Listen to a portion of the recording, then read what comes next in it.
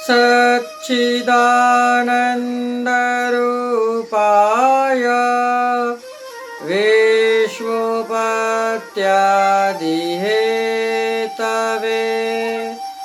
तापत्रय विनाशाय श्रीकृष्णाय वयं नमः। जय श्री कृष्णा, राधे राधे। जय श्री वल्लभ प्रियजनों, दास का प्रणाम स्वीकार करें। तो दास आज उपस्थित है आपके सामने पुष्टि गोष्ठी यानी पुष्टि प्रश्नोत्तरी को लेकर। नित्य की तरह आज भी आप और हम जानेंगे पुष्टि मार्ग कैसा स्वरूप है, पुष्टि मार्ग में किस स्वरूप का ज्ञान होना आवश्यक है, या पुष्टि मार्ग के प्रश्नोत्तरी के माध्यम से ही आप और हम समझ पाते हैं कि पुष्टि मार्ग एक ऐसा सागर है, इतना विशाल गहरा सागर है कि जिसका मतलब हम समझिए कि ना आप ना हम उसकी गहराई कभी नाप ही नहीं सकते हैं।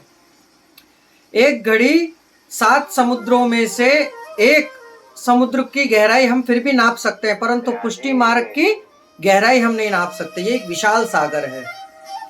तो चलिए शुरू करते हैं आज की पुष्टि प्रश्नोत्तरी का पहला प्रश्न।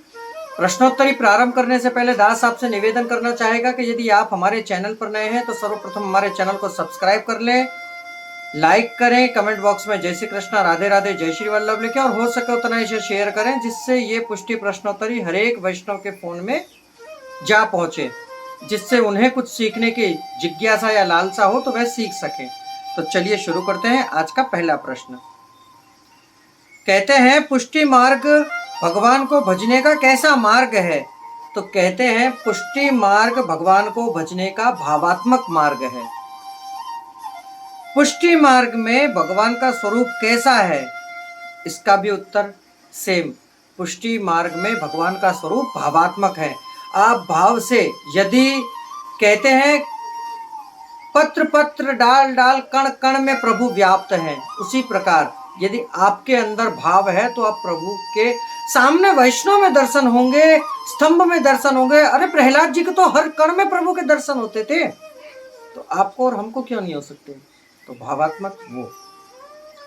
अगला, पुष्टि मार्ग कैसे स्वरूप का पुष्टि मार्ग में कैसे स्वरूप का ज्ञान होना आवश्यक है? तो पुष्टि मार्ग में तत्व के भूवात्मक, भूतात्मक और भावात्मक स्वरूप का ज्ञान होना अति आवश्यक है। अगला, भगवत सेवा क्रियात्मक बन जाए, इसके लिए क्या करना चाहिए? तो भगवत सेवा क्रियात्मक बन जाए उसके लिए भगवान को प्रसन्न करना चाहिए। अगला, पुष्टि मार्ग में सेवा का फल क्या है? इसका उत्तर है पुष्टि मार्ग में सेवा का फल है भगवत सेवा। अगला, तनु और वित्तजा सेवा करने से क्या फल की प्राप्ति होती है? तो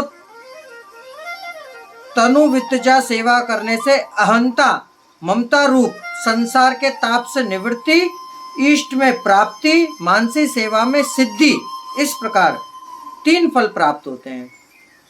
अगला, श्रीमद् वल्लभाचार्य श्री महाप्रभु जी ने कौन से ग्रंथ में सेवा फल का स्वरूप समझाया है? तो श्रीमद् वल्लभाचार्य जी ने सिद्धांत मुक्तावली रहस्य ग्रंथ में सेवा का फल स्वरूप समझाया है। भगवत सेवा, भगवान की सेवा का सर्वोत्तम फल क्या है? तो भगवान की सेवा का सर्वोत्तम फल श्री प्रभु की सेवा और अलौकिक सामर्थ्य है। अगला और अंतिम प्रश्न, सेवा के फल में मध्यम और साधारण फल क्या है? तो सेवा के फल में मध्यम फल है सायुज्य और साधारण फल है वैकुंठ आदि सेवा उपयोगी देह की प्राप्ति।